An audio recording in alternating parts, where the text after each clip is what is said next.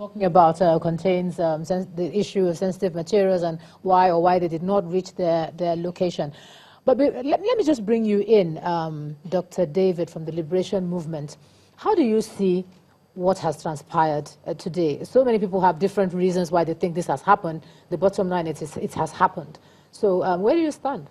Well, I would say that as an individual, I'm not surprised.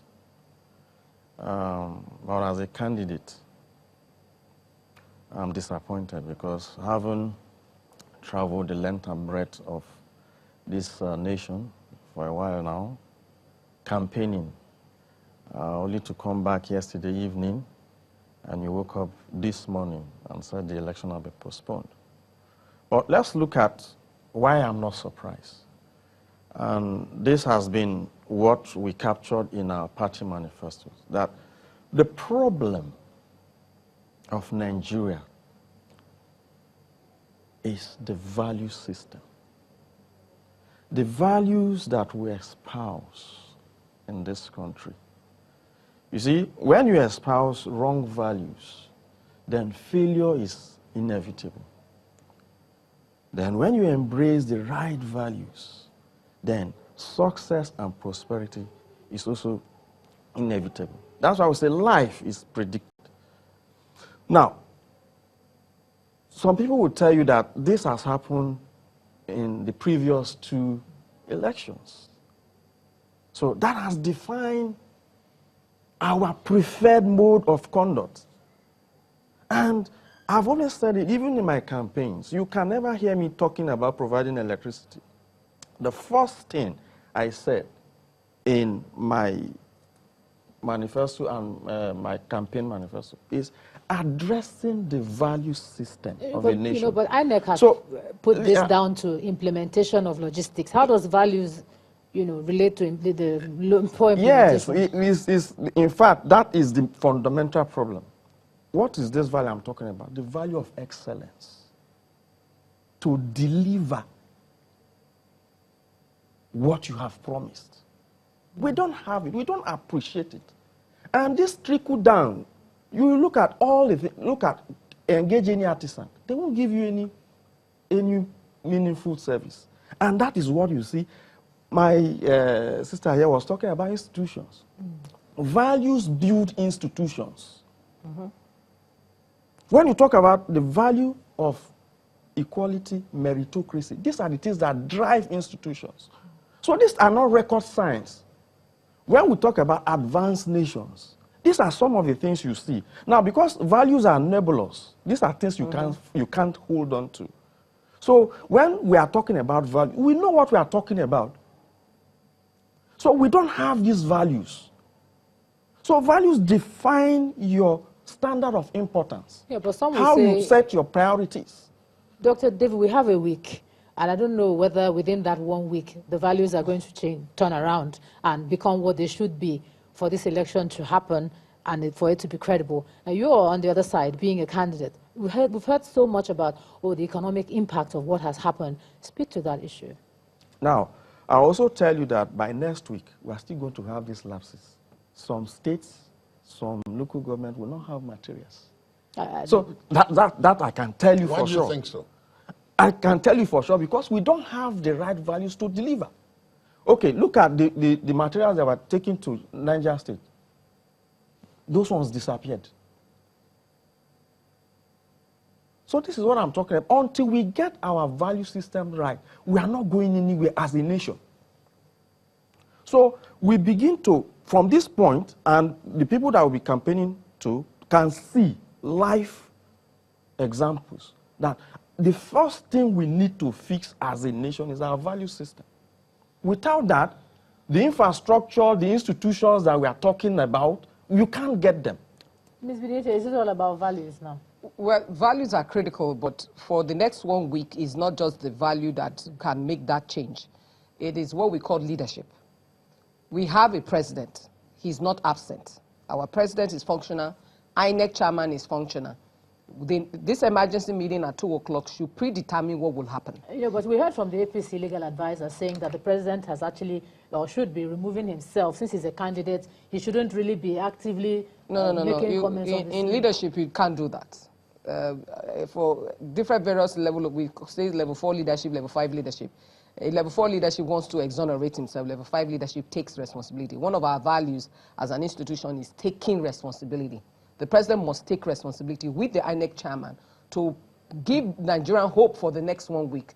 Like I said earlier on, Nigerian demographic is known. Nigerians' terrain is not, we are not strangers to our terrain. We didn't become Nigerians two months ago, a year ago, 10 years ago. We have been Nigerian for the past 50 years plus. Independent Nigeria. And therefore, we understand our terrain.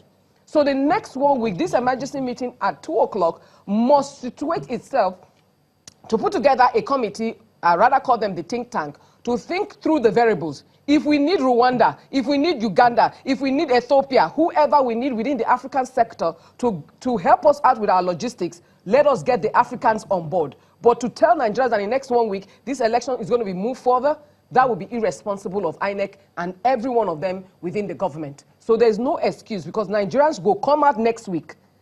Look, this has energized Nigerians. Anybody who's thinking that Nigerians will be discouraged, I am even more energized now. What about those that traveled and are workers who took maybe 3 days or so, and then they will now come back to Lagos, you know, if that's where they reside? That's part of what we call the opportunity, because the reality that you traveled, if you're a worker, come back quickly and go back again.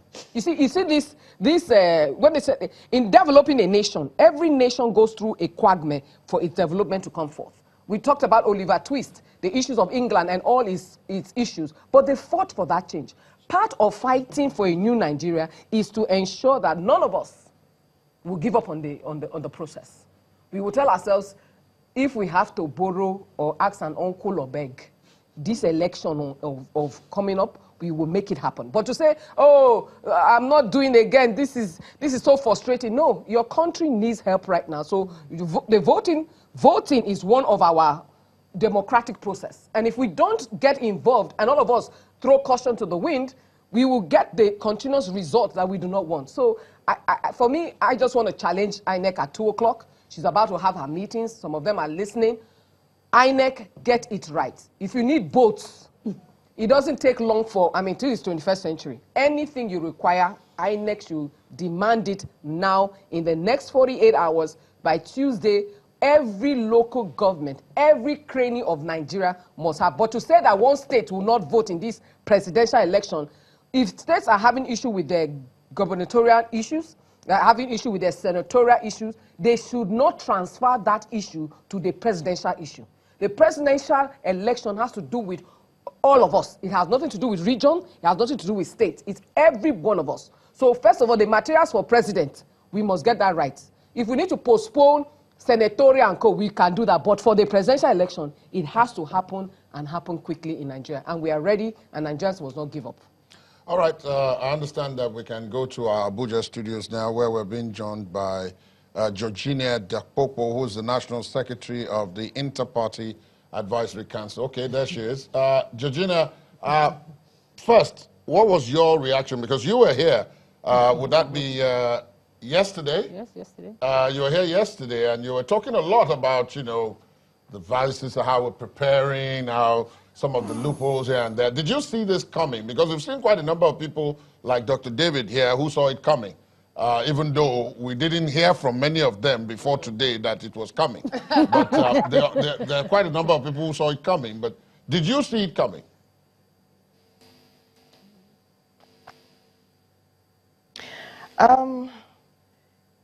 Let me start from yesterday when the rumors first broke. I believed emphatically it was a rumor. I didn't believe that it could happen at this last minute.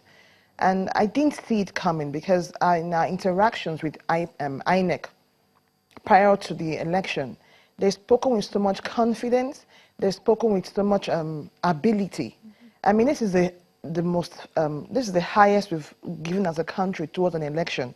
So they had all the materials necessary. So I was quite surprised when the INEC chairman came out at about 2 a.m. to say that it was being postponed. It wasn't expected at all, Because from my engagement with him as a political party chairman, he has spoken with so much competence, and as if he had everything on board. And this announcement has raised so many questions in my mind. I'm looking forward to the 2 o'clock meeting so I can ask those questions, because it was totally unexpected for me.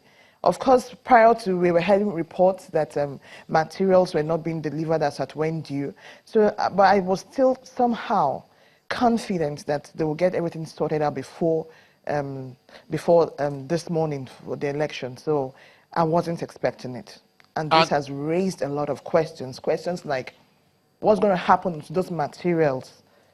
Well, those are questions that are supposed to be, those are some of the questions that appear that will probably be resolved or discussed this afternoon at the meeting that the president has left Daura for, the vice president has left Yola for, and I'm sure a number of the other candidates will be leaving or have left already to Abuja for. The other stakeholders involved in the process have left for. So maybe that will be answered there. But in asking now that, okay, it's happened, it is what it is, as it is right now.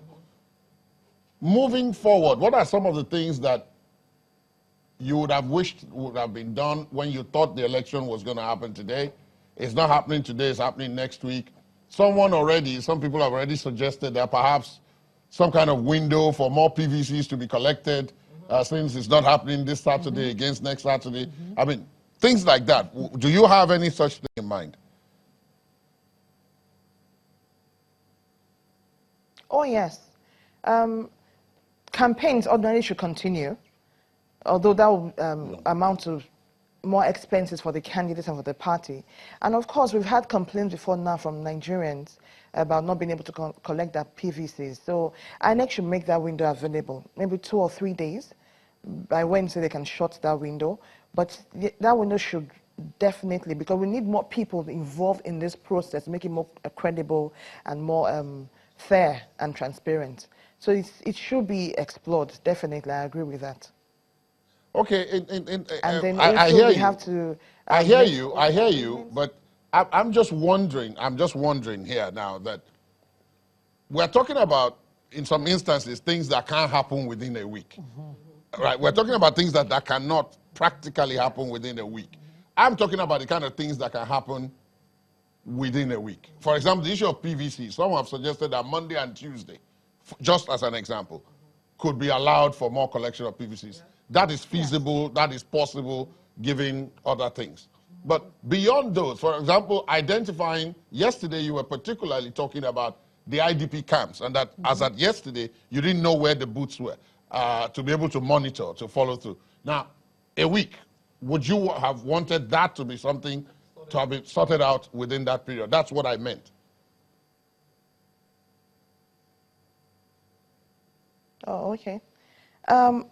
Definitely. We've been asking before now for those information about the voting units in the IDP camps, as well as the new voting centers that are being set up for where the polling units are beyond the agreed figures, the stipulated figures. There are new voting centers that are being set up close to those polling units. We need to have those information as well.